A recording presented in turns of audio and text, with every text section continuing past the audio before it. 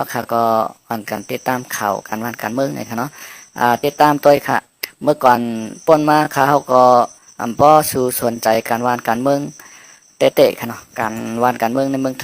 องไทยในค่ะนะเขาสนใจการวันการเมืองอันที่เป็นอยู่ในเมืองใต้ก้อยในค่ะเนาะก้อยการสนใจเสตาในก็เขาค่ะก็จังกาเฮียนฮู้ดีไรมีภัยลาดปันในค่ะเนาะเขาค่ะก็กาไรตัวข่าวตัวเงาเฮแลป่นมากันนานก้อยในค่ะเนาะปีนี้เขาก็เลยว่าสนใจการวันการเมืองมันนำค่ะเขาก็เลยถ่อมต้วยข่าววันข่าวเมืองหลายๆห้องข่าวค่ะเนาะห้องข่าวอันใดป้ากว่าภายไลในเจ้าไหนคะนะป้ากว่าภายดิโมคราซีห้าห้องข่าววางข่าวก็ป้ากว่าภายคอมมิวนิสต์ห้าในเฮาคาเตะไรหันแตกแรงแจ้งแรงในค่ะเนาะเมื่อกูปองในเฮาคำหู้ค่ะนะห้องข่าวภายไลป้ากว่าภายไลในค่ะเนาะย่อก็อันลำลองค่ะเนาะที่ในเมืองดิโมคราซีค่ะเนาะเปิ้นเอากลางใจก้นเมืองเป็นใหญ่ค่ะเนาะเปิ้นเอากลางใจซึกเป็นใหญ่นะคะเนาะป้อกลางใจซึกเป็นใหญ่ในซ้ำเป็นจึงคือขลาในซึกในผ่ายจัดเคเฮกลางปันวานเมืองก้วยในค่ะเนาะอำใจว่าผ่ายดาเตมาปกป้องวานปกป้องเมืองอำใจผ่ายกล้าผ่ายขายในค่ะเนาะซึกในลำลองห้าในลำลองค่ะลำลองที่สุดเหมือนกันนังเก่าก้วยกะเพราะเอามายิบวันยิบเมืองซิกยิบวันยิบเมืองเพราะในจึงไรอยู่ใต้อาณาซึกไรอยู่ใต้อาณาปากกองเพราะในจึงก้นวันก้นเมืองนั้นมีสุนตาเตชานคัดสังงอกโหอย่างเร็วขนาดงอกโหเมียวเร็วในขนาดเฮาขามาตัวเมืองอันที่เอาซึกให้ยิบตัวจึงเมืองนั้นขนาดเหมือนจังหนังเมืองมานค่ะซึกมานเขายิบเมืองมาหลาย10 ปีค่ะ76 ปีค่ะเนาะจองเมืองมานปลาขึ้นใหญ่ใหม่สูงพาพี่น้องเขาเมืองมานเนี่ยอย่าว่าแต่ขึ้นใหญ่ใหม่สูงสัมปลายถอยหลังกว่าที่ขนาดตกแต้มกว่าที่ค่ะอันนี้ย้อนเบอร์สังขะย้อนเบอร์ซึกยิบเมืองเอากลางใจก้นเมืองว่าในขนาดเมื่อก่อนป่นมาเฮาคาฮู้ลองกันวันกันเมืองได้เฮาคาว่าซึกในเจ้าซึกในเลียหรือไรมีซึกนำซึกในเป็นโหแต่เกียรติเคเฮกลางวันเมืองเจอจัดภาษาศาสนาเนาะเฮาคาก็กะว่นเฮแลเอาใจเฮาคาในกับปึงเองซึกอย่างเร็วค่ะเนาะก้อยกาอันที่เมืองเป็นเมืองก้อนขอเมืองดิโมคราซีในเปิ้นซ้ำเอากลางใจก้นเมืองเป็นใหญ่ค่ะย่อก็ซึกนั่นเป็นไรถ่อมกลางใจก้นเมืองค่ะเนาะจองถูกดีเฮรามถูกดีเฮราในเจ้าไหนค่ะเนาะเหมือนเจ้าหนังเมืองอเมริกันค่ะเนาะเลขที่หนึ่งในกับผาป้ายมังมีก็ที่หนึ่งค่ะเนาะเครื่องกองเครื่องกลางล่างนักผายซึกก็เลขที่หนึ่งค่ะผายซึกก็เลยไม้หนึ่งผายป้ายมังมีก็เลยไม้หนึ่งค่ะอเมริกันนี่ค่ะนะโหนับก้นเขาก็มีอยู่350 ล้านค่ะเนาะแล้วเมืองเขค่ะเมืองเขในโหนับก้นมีเป็นเฮง4 ปาก ล้านค่ะนะเมืองอินเดียก็เฮง4 ปาก ล้านไปค่ะเมื่อเร็วในเมืองอินเดียในป่นเมืองเขกว่าค่ะเนาะโหนับก้น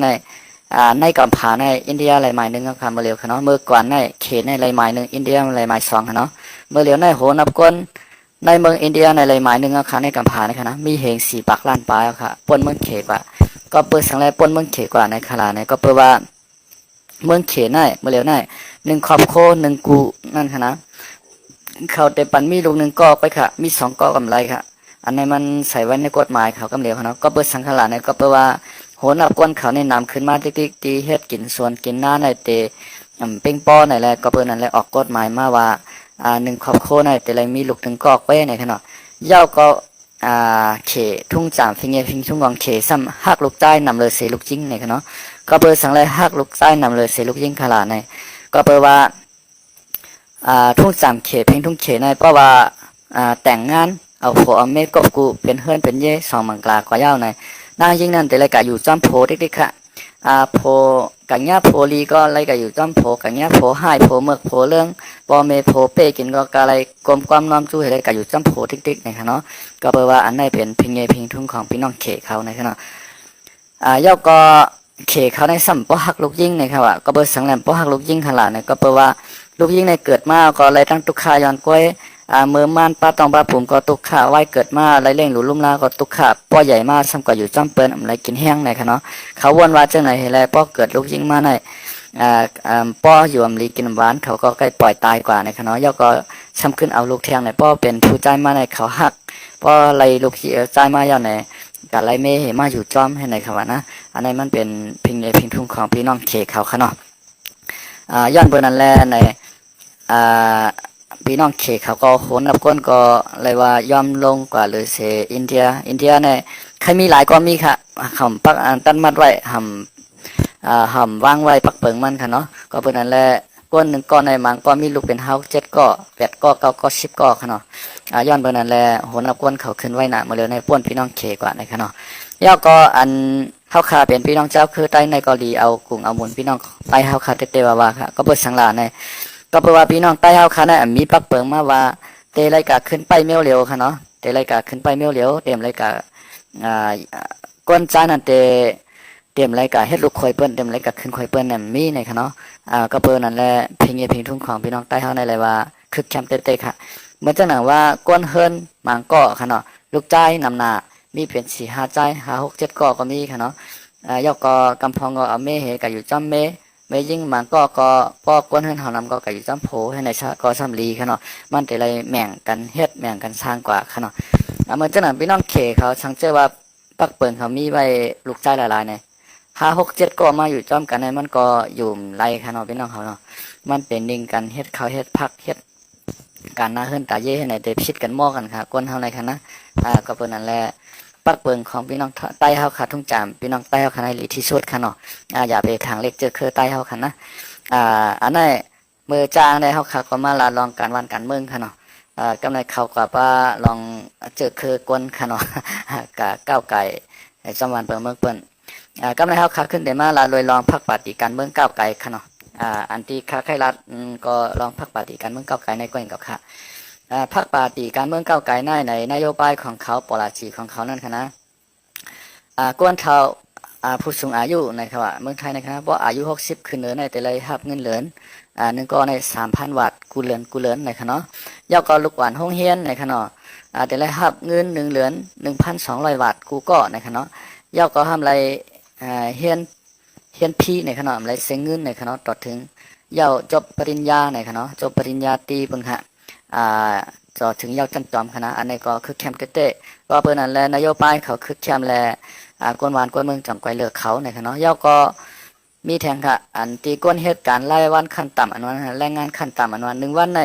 อันที่แต้มสุดในแต่ละปันอยู่ที่450นะครับเนาะให้พอเลขนั้นปันเงินเดือนทุกเลขนั้น1วัน450นะครับเนาะอันนั้นเป็นตีหลวดเด่นของพรรคก้าวไกลนโยบายของก้าวไกลนะครับเนาะยอดก็เขาก็เดโมกับ10ติดต่อต่างวันต่างเมืองหนังฮือพี่น้องก้นวันก้นเมืองเสื้ออันผูกลำไยผูกเล่นจีเฮ็ดเข้ากับส่วนเข้าเฮ็ดให้เฮ็ดนากูเมียวอย่างพาราจังได๋ก้นวันก้นเมืองในใส่ใหญ่ใส่ปึงพักก้าวไกลหนังฮือติดต่อกับ10ตั้งนอกเมืองให้แลส่งออกของในเมืองนำนะครับย้อนเปิ้นนั่นแหละเปิ้นเลิกพักก้าวไกลและพรรคเพื่อไทยนำเลยเสเปิ้นในเมืองไทยนี่ค่ะเนาะเฮาคำมาด้วยพรรคเพื่อไทยค่ะเนาะเมื่อก่อนพรรคเพื่อไทยในอย่างพาราในกิโลเป็นค่ะกิโลเป็น200จังได๋ค่ะเนาะ100 ไป200จังได๋ค่ะแล้วก็ลำไยในกิโลเป็น34 35จังได๋ค่ะเนาะเมื่อปานพรรคเพื่อไทยค่ะนะเมื่อปานนายกยิ่งลักษณ์ทักษิณเฮาจังได๋เฮ็ดคือเจ้าให้เจ้าชนเปิ้นมีไล่เข้าเมืองนำหน้านะครับเนาะแล้วก็เฮ็ดถือก้นหวานก้นเมืองในไล่อยู่ดีกินดีนะครับเนาะแล้วก็วัด30 บาทวัดทองนั้นค่ะนะวัดประกันสุขภาพ30 บาทนั่นก็นายกทักษิณก็ติดตั้งมาปันนะครับเนาะปอเฮาคากว่าเข้าห้องยากับผ่าตัด1ปอกในเสียงอ่าน60,000มันค่ะ20,000 30,000 4 50,000มันก็เป็นแสนครับพี่น้องเขาเพราะว่ามีวัด30 บาทเพราะในจึงกาผ่าตัดมันเสียงเป็นเสียนก็เลยเสียง30 บาทก้วยในย้อนเพิ่นนั่นแหละก้นหวานก้นเมืองในเพิ่นฮักเขาค่ะเปิ้นฮักพรรคเพื่อไทยพรรคไทยรักไทยพรรคก้าวไกลจังได๋คะนะเปิ้นเกี่ยวนโยบายของเขาก็แปลว่าป้ายวนของเขานั้นเป็นป้ายวนที่ว่าเป็นก้นกล้าค่ะเนาะหมอกล้าหมอกขายติดต่อต่างวันต่างเมืองกับ10ติดต่อเปิ้นนะคะเนาะย้อนเปิ้นนั่นแหละคนหวานคนเมืองเลือกตั้งเขามาในค่ะเนาะเมื่อเร็วก็คุณพีทาเลี่ยมเจริญรัตน์อันวันนั้นค่ะนะอายุตื้อหาไล่42 ปีก็ค่ะพี่น้องเขาอายุตื้อหาไล่42 ปีในเลยว่าจากแขนเตว่าค่ะเนาะสามารถเป็นนายกไรในค่ะเนาะเหมือนจังหนังกำไทยในเป็นคำว่าสามารถในปองว่าปองเป็นปองเป็นไรนั่นขนาดนะปองเป็นไรมีทางกัดแขนค่ะเนาะปองเป็นไรนายกรัฐมนตรีอันนั้นนะก้นเฮาหนึ่งก็ในตาเตว่าปองเป็นไรนายกรัฐมนตรีอันนั้นใจง่ายๆค่ะโดยไรมีก้นตีมีกรรมมีงานมีปารมีค่ะเนาะ แม้มีกามก็บอกว่ากามลีนั่นขณะกามเมื่อจัดก่อนวันหลังส่งเสริมมาเป็นก้นเหวและเกิดมาจัดในก็เป็นก้นลักแหลมช้ำกะมีกามมีงานมีปารมีนั่นขณะเพราะว่าเป็นก้นมีกามมีงานมีปารมีนั่นก็ตาได้เป็นไรก็ได้ก็ไปง่ายๆขนาดก้น70 ล้านก้นในแต่ไรเป็นผู้อ่อนโหเบิ้น70 ล้านก้นอันนั้นน่ะใจง่ายๆในขณะ70 ล้านก้อนในขณะเพราะมีกามมีงานมีปารมีขนาดก็เป็นนั่นแหละตาแต่เป็นมายกได้ก้นหนึ่งจึงเมืองเนี่ยใจง่ายๆนะครับเนาะเขาก็เลยสร้างทับแถมปารมีมานำหน้านะครับเนาะย่อก็ข้าวคาแต่เลยหันว่ามือว่าค่ะเนาะมือว่าในมาติเกียงใหม่ค่ะเนาะลูกดังพระตูตาเปมาดังจางเผิกมาดังกัดทานินค่ะเนาะย่อก็กว่าดังสันชายบนค่ะเนาะกว่าดังสันชายลงค่ะย่อก็มาตีหางลงกวนหับตอนขึ้นควันนำเต้นนำบ้านนะคะเนาะเมื่อวันชินามาตีลำปุนเนี่ยค่ะเนาะเฮาขาก็ได้ฮู้ข่าวก็ได้ติดตามค่ะเนาะเมื่อมาที่ลำพูนได้ก็หันอยู่เมื่อว่ามาที่เชียงใหม่ในเฮาขาก็การสุกซักน้ำได้ต้วยข่าวในค่ะเนาะอันที่เฮาขาก็แลยินจมน้องอ่อนก้อนนึงค่ะเนาะเป็นนางยิงไต้อายุตึกหาไร23 ปีในค่ะเนาะมันนางในมาเกิดเมืองไทยในค่ะเนาะชื่อว่าน้องทิพย์ในค่ะเนาะน้องทิพย์อายุ23 ปีเย้าก็กว่าย้อนเปลี่ยนเป็นวัดไทย2 ปกก็ไปเปลี่ยนไร่ในคณะตึกหาไรยิบวัด10 ปีอยู่ในคณะวัดที่ไม่มีสถานะดังทะเบียนอันนั้นคณะเหมือนจังหวะว่าพวกกว่าห้องยาก็มีสิทธิ์ได้ใช้30 บาทวันเปิ้ลย่อก็กว่าออกข้าวตั้งก็ย้อนไว้เลื่อนตั้งก็ไปไล่ในเจ้าในคณะอันนี้เข้าคาเอากุ่งเอาหมุนน้องยิ่งอ่อนก็ในเทวาวาค่ะน้องยิ่งอ่อนก็ในนุ่งซื้อสีเหลืองค่ะเนาะย่อก็นุ่งซื้อใต้สินใต้อะไรกับฮับตอนกว่าที่ในห้องปางกุมอันเป็นตีมาเป็นนายกค่ะเนาะเมื่อเราได้ไปเปลี่ยนกับค่ะนะไปเปลี่ยนในเป็นในห้องว่าคือขละรองนายกก็ไปใจค่ะเนาะอันติเตมาเปลี่ยนนายกนั่นค่ะนะหน่อนายกในใครเนาะวันจังว่าพระอาลองในมันไปเพราะว่าอาลองในไปเป็นพระค่ะพระอาลองอันนั้นเมื่อจัดก่อนมันเจ้าเมื่อไปมาเป็นพระนั่นขนาดนะเป็นห้องว่าหน่อนายกหน่อรองพระเป็นเจ้านะฮะมันในตึกหาแต่เป็นหน่อนายกหน่อรองนายกเลยค่ะเนาะมันไปใจนายกเพราะว่าสวก็ไปไล่บทค่ะเนาะย่อก็ดังคือมันพอเต็มเป็นนายกไรในเปิ้นคัดค้านมันค่ะเนาะซาอันอำหันดีหาอาเปียกตั้งผิดมันเป็นหุ้นไอทีวีว่าอันนั้นอันไหนว่าในค่ะเนาะนอกเมืองในเปิ้นแต่จังนั้นค่ะเมืองติโมคราซีในค่ะนะพอเลือกตั้งนายกเย้ากับเย้าปาร์ตี้การเมืองก็ไล่หมายหนึ่งก้นเมืองไล่เสียงกลางใส่ก้นเมืองนำในก็นายกก้นเก่าในก็เก็บเขาเก็บของเก็บโคเก็บเลยให้ออกกว่าที่ในลุมของนายกนะครับเนาะทำเนียบนายกรัฐมนตรีนั่นนะเฮแลตรงตักนายกคนใหม่นะครับเนาะส่งสั่งปอมเมพี่น้องคนเมืองยก็คือนายกคนใหม่ขึ้นมาเฮ็ดแต้มนะครับเนาะนายกในปองว่าเป็นลงปองจึงครับเนาะมันลุกมาตีการปารีค่ะเมื่อเขาคากูปอกเขาขามหู้ได้เขาคาว่านายกเป็นก้นใจทำกัดใส่จื้อไม่ยิ่งเป็นนายในเขาขามหู้ปองอติเปมันครับเนาะนายกในมันลุกมาตีปารีค่ะปาลีในปองห้องว่านายกะนะครับเนาะนายกะในพอมาเปลี่ยนเป็นกล้ามใต้ทำบาเฮขลาในผู้อ่อนโหในคำว่านายกะในเป็นผู้อ่อนโหนายกะชาต่อในเพราะเป็นบุญเจ้าค่ะนะเปิ้นห้องว่าเจ้าชาต่อผู้อ่อนโหในขณะผู้อ่อนโหเหมือนเจ้าหนังเวงเมืองปั่นนายกะชาต่อในนายกะอุกทาในเจ้าชาผู้อ่อนโหในเวงเมืองปั่นเป็นเผาในขณะในเวงล่างคือนายกะเป็นเผาในเจ้าในขณะมันบอกว่านายกะในเป็นผู้อ่อนโหฮะนายกในมันลูกตีกัมปาลีลู่เหเปลี่ยนมากค่ะนอนหนูเหยอยักษ์เหกอไก่เหขนาดนายกในขนาดใจนายค่ะนะเพราะว่านายทำเป็นเมยิงเพราะเมืองไทยในซ้ำเป็นก้นใจค่ะนายในขนาดเพราะไทยเขาขานายในแต่บอกว่าอันนั่งยิงเขาอายุใหญ่ค่ะเนาะอายุ60-70เนี่ยปอเท่าเมหมอนนั่นค่ะนะเป็นห้องว่าเมนายในนั่นค่ะเนาะกำต่างเมืองไทยเขาขาดได้ค่ะนะมันเป็นจังไหนค่ะอันที่ยบย่อมพี่น้องใต้เอาคามีติไลคาลาในอันที่คุณพี่ท่าเขาที่มาตีเกียงใหม่ในคณะที่ยบย่อมของพี่น้องใต้เฮาในพี่น้องใต้เฮาคันในเกี่ยวทรงหน้าแห้งหน้าอาลาก็เป็นปล่อยค่ะว่าปล่อยสังค่ะปล่อยสังร้องค่ะเนาะปล่อยสังร้องปล่อยกูเมียวปล่อยต่างที่กองมูปล่อยขึ้นวัดขึ้นว่าค่ะเนาะปล่อยกูเมียวปล่อยสะบัดหับปล่อยในพี่น้องใต้เฮาค่ะเกี่ยวหน้าค่ะเกี่ยวได้เกี่ยวว่ากว่านั่นได้โลหัวเมืองปลายมาเมืองปอหัวเมืองค่ะนะกว่าป้อยนั่นได้ นุ่งโคไตนุ่งโคมาใส่โคหลีกว่าป้ายทิ้งยองอะไรเป๋ใจค่ะพี่น้องแต่เอาไม่ชงค่ะจะเสียเฮาค่ะเนาะไม่ชงค่ะจะเสียวัดกะคำค่ะเนาะไม่ชงค่ะอำไรโฮทบจะเสียค่ะก็หึงอ่ะค่ะเนาะเฮาค่ะก็มาลาดลองคือวันคือเมืองค่ะคืออันใดได้มาเป็นนายกพิธาลิมเจริญรัตน์ในมหาวิทยาลัยเชียงใหม่ค่ะเนาะอันที่มาต้องถามให้แล้วมาฮับตอนในขาเฮาหันยิงไต้อ่อนก้อนนึงค่ะนะอันลุงเสือเลิงให้แล้วมาย้อนคลายวัดไทยนั่นค่ะนะเอาที่วัดชิปปีค่ะเนาะนางนางอ่อนก็ในจีว่าน้องทิพย์ในค่ะเนาะ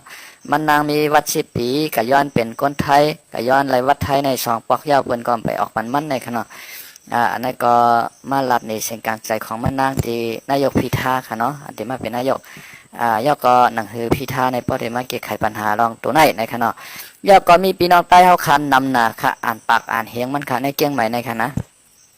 เฮ็ดวัด10 ปียาววัด10 ปีรุ่นใหม่ค่ะนะเฮ็ดไว้ขับขี่ไปไล่ค่ะเนาะ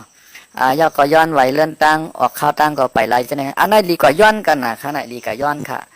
ย่อก็จุ่มไตในเกียงใหม่ในมีนำหนาค่ะมีเป็น12 13 14 15จุ่มมุนค่ะอยู่นะ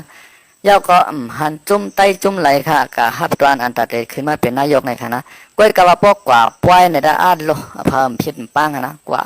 ได้ป้อเหยียบตีนกันค่ะนะแคบตีนขาดแคบตีนตัวหายในป้อยบ่มจังกลมเก็บค่ะพี่น้องใต้เฮาในค่ะนะกว่าป้อยกว่าลำเฮ็ดอันนั้นอันไหนในได้จ้าค่ะจ้าน่ะไว้น่ะเรียกน่ะค่ะนะกำไรอันตอนตัดแต่มีประโยชน์ของใต้เฮาตอนตัดแต่มีพรดีใต้เฮาในซ้ำมอเอาค่ะนะเปิ้นลูกกรุงเทพเปิ้นขึ้นมาเปิ้นได้เป็นนายกเอาคณะเปิ้นมาตรงตักพี่น้องคนวันคนเมืองไหน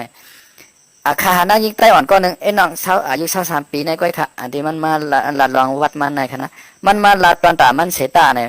ตอนตาพี่น้องคนเจ้าคือเปิ้นได้ไล่จอมมันในแต่มีทางตั้งนำตั้งหลายค่ะมันว่า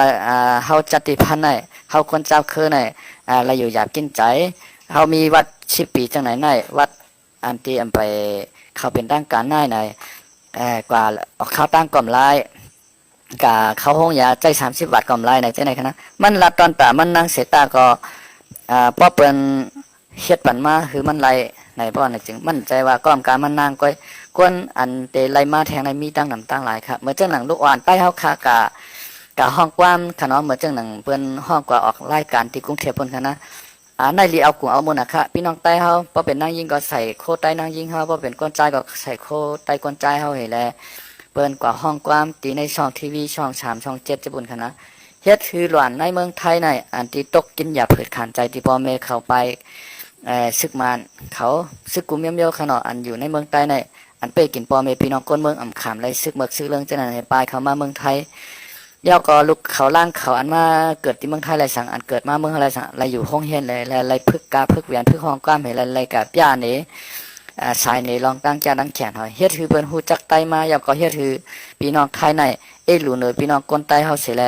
เปิ้นเฮ็ดปันวัด10 ปีเนี่ยวัดโหซุนเนี่ยวัดโหหกเนี่ยในจังได๋มาในคณะ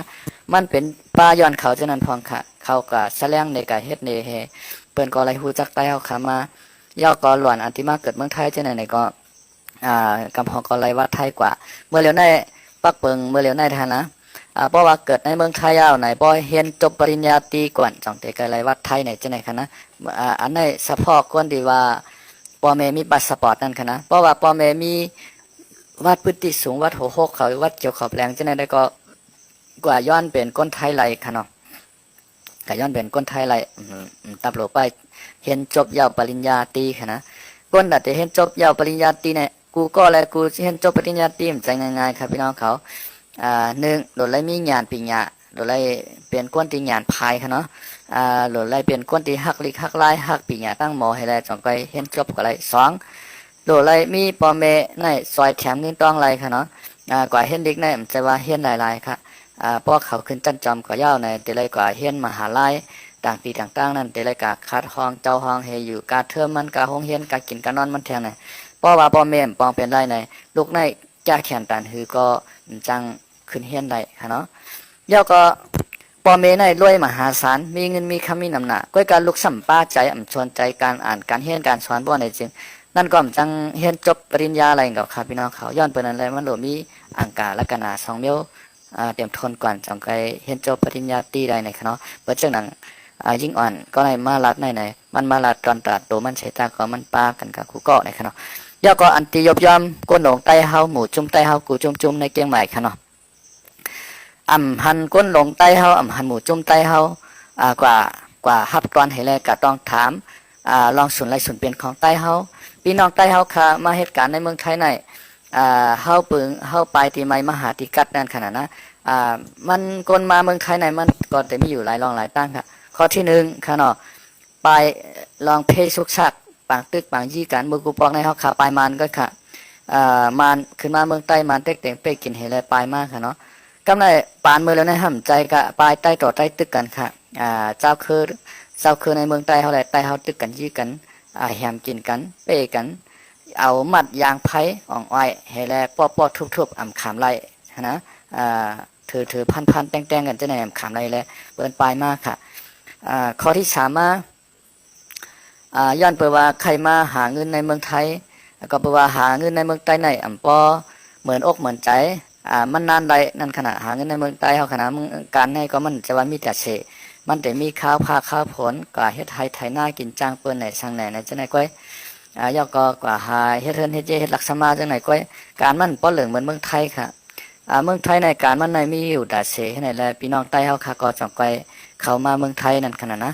มันแต่มีอยู่3รองครับข้อที่1ในปลายซึกมาให้เขามาค่ะเนาะข้อที่2ในปลายซึกใต้ต่อซึกใต้ยี่กันตึกกันให้แลเขามาข้อที่3ในตั้งใจใครมาหาเงินในค่ะเนาะพี่น้องใต้เฮาค่ะเข้ามาเมืองไทยค่ะนะมีอยู่3รองอันเฮาค่ะเข้ามาเสร็จแล้วมาญาตั้งอย่าเผือช่ำลองพาสปอร์ตค่ะพาสปอร์ตลองวัดลองไว้ในญาตั้งอย่าเผือหน้าใจหรือแห้งหรือเสียเปิ้นค่ะกำว่าต่อวัดกำว่าต่อไว้กำว่าต่อพาสปอร์ตค่ะเนาะต่อพาสปอร์ตย่อมกาต่อวีซ่ายกต่อไว้กุมรายงานยกต่อวัดตาหารให้ไหนแทงค่ะนะ1 ปีได้ใช้เงินเป็น16,000-17,000ค่ะอันตีกว่าเซ็กเตงได้ตีจนาตีได้ปน6,000-7,000ค่ะพี่น้องเขา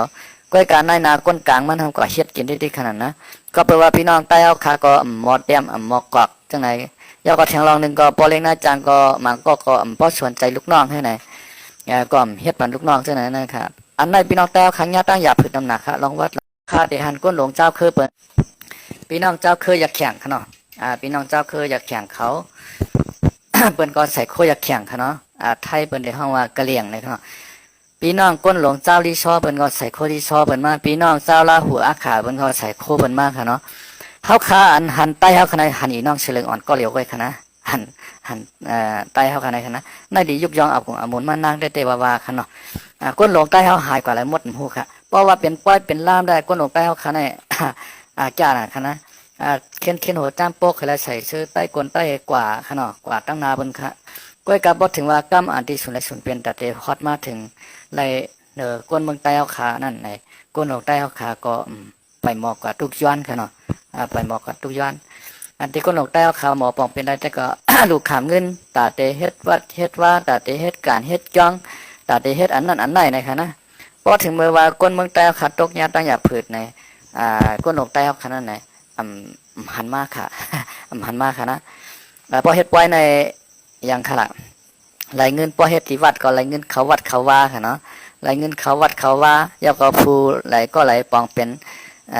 ปางป้อยค่ะเนาะเป็นเงาก็มาดีปางป้อยก็นั้นก็ไหลป้าค่ะเนาะเงินก็เขาวัดเฉยตั้งหนึ่ง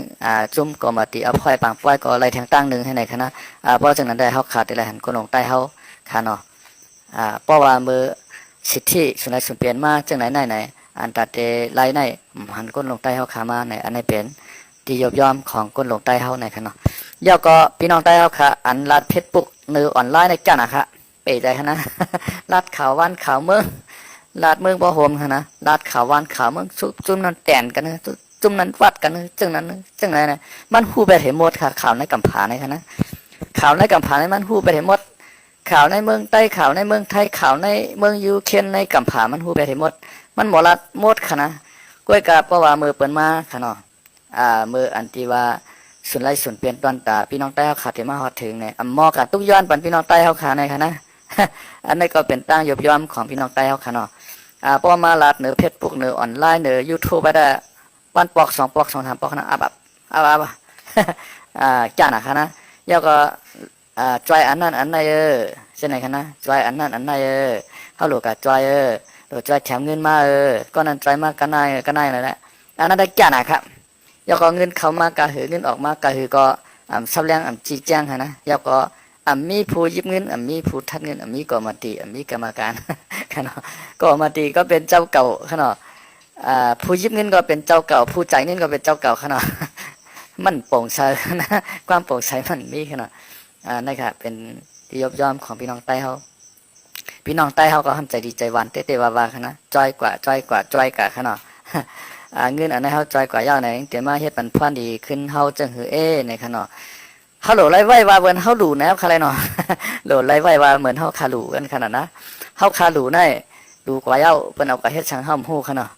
ไล่กุศลมันสาธุแล้วค่ะไล่กุศลน้ำในก็แล้วขนาดกุศลในแต่ไรจัดในหาจัดหน้าไปหู้แทนขนาดจัดหน้าปานดื้นมาเฮือคาไรอยู่ลีกินวันก็ยังซ้ำสะหาคาไรมากไรมีเป็นก้นมักก้นมีใหญ่ๆน้ำหนูว่าไหนก็แล้วค่ะโยเนาะมันเป็นจังไหนก้อยค่ะพี่น้องใต้ค่ะพี่น้องใต้เขาขาในเขาขาใกล้เลยว่าจะคือใต้เขาขาในว่าคือขละใต้เสือคือสางใต้หลงพี่น้องใต้หลงนั่นใจขนาดใต้เขาในเป็นเจอคือเจ้าเจอคือขุนลูกตีคือขุนเสมาลูกตีหอเสียงหอคำล้านผ้าล้านเจ้าเสมานั่นใจขนาดในความปิจาฉายเขาค่ะใต้เขาในลูกตีหอเสียงเสมาอันว่านั้นค่ะนะว่าขามาวนตัวเมื่อปานนั้นและตั้งอันเปลี่ยนอยู่เมื่อปานในน้ำตาไข่ตกขาพี่น้องเขาเย้าก็เมื่อปนมาบอกหิมเหลือนค่ะเนาะบอก14-15 วัน20 วันบอกหิมเหลือนนะครับเขาขาติไรมาหันเจ้าจ้างอ่อนป้าหนึ่งค่ะเนาะมันเจ้าหันคลิปวิดีโออันตีวันห้ามเมืองห้ามต่างต่อสั่งเมืองกรุงในเจเวงจอกเมเจบุญค่ะนะตีชึกได้เอาขา2 จุ่มหิมนาลินกันให้แลตาปันกันให้แลซึกโคไลถอยมาประจานกันค่ะนะย่อก็มีนางกองหมอตัดต่อค่ะเนาะหมอตัดต่อวิดีโออันไหนค่ะนะกะเอาความสายแรงน้ำพิษพูนั่นค่ะนะอันตีใต้เฮาลูกตีไหลเสมาลูกตีหอดเสียงเสมาอันนั้นค่ะนะย่อก็เปลี่ยนเฮือนข้าวอ่อนจังไหนค่ะนะความปลูกนั้นคือแคมเตๆวาค่ะเนาะเฮาขาอะไรมาหันเจ้าจ้างอ่อนในตัวในความปลูกนั้นเห็นเลยตัวคลิปวิดีโออันที่วัน5 เมือง5จังนั้นสิแลน้ำตามันเจ้าก็บ่ใครตกค่ะเนาะเฮาขาก็น้ำตาบ่ใครตกเหมือนนั้นครับพี่น้องเขาย้อนเบิ่นั้นแลในก้นหลงใต้เฮาข้างในค่ะเนาะถูกลีลอยห้อมจอมกันถูกลีลอยแกดเคกลางวันเคกลางเมืองก็ซ้ำแกดเคค่ะเนาะย่อมกล้าซ้ำตึกกันพิษกันมังกันป้าเฮ็ดให้ลูกน้องต่อเจ้าเก่าอันภายใต้เจ้าเก่าในล่มหายตายกว่าตั้งนำตั้งหลายค่ะเนาะย่อก็ทางเรานึงอันตีก้นหลงใต้เฮาค่ะอันตีมีอยู่ที่ในเมืองไทยในค่ะเนาะเปิ้นเตขึ้นมาเป็นหลวงปองจึงยาวเพราะว่าเปิ้นเตมาเป็นหลวงปองจึงหนังฮือเปิ้นเพราะเตไลเกไขปัญหาอันพี่น้องใต้เฮาขายาอยู่วันเมื่อไหร่เกียงใหม่กรุงเทพอันที่เฮาขามาเหตุการณ์ก่อสร้างเหตุการณ์กูเมียวๆค่ะเนาะอันมาเฮ็ดอยู่ที่ในเมืองไทยอันเฮาขาได้พบทางอย่าเพิ่นในหนังฮือเปิ้นเพราะเตมาซอยเลเกลิเกไขนั้นเฮาเตไลเข้าหาเปิ้นให้หือเฮาเตไลปะปึงเปิ้นจะหือในเฮาขาหมอค่ะเนาะอันนั้นเป็นตั้งอยู่ยอมพี่น้องใต้เฮาขาเตว่าก้อยกับว่าภายออกข่าวไล่สดว่ากันเหมือนง่ายขนาดพี่น้องเขาขนาดค่ะไม่ชงค่ะวันเมื่อในก่อข่าวสักคำลาวขนาดมีตั้งหันถึงหมอกกันหน้านึงในขนาดใครมาหมอกลัดก็หึงเย้าในขนาดก็เพื่อว่าการก่อมโตมตั้นเมื่อเดียวก็เย็นกว่าเนื้อออนไลน์สกเก็บสกกำในขนาดเพราะว่ามีข่าวยามในก็เดี๋ยวมาตรงตักพี่น้องเขาทั้งอยู่ในให้พี่น้องเขากูก้นอยู่รีกินหวานให้นอนรับฝันดีกันกูก้นค่ะไม่ชงค่ะ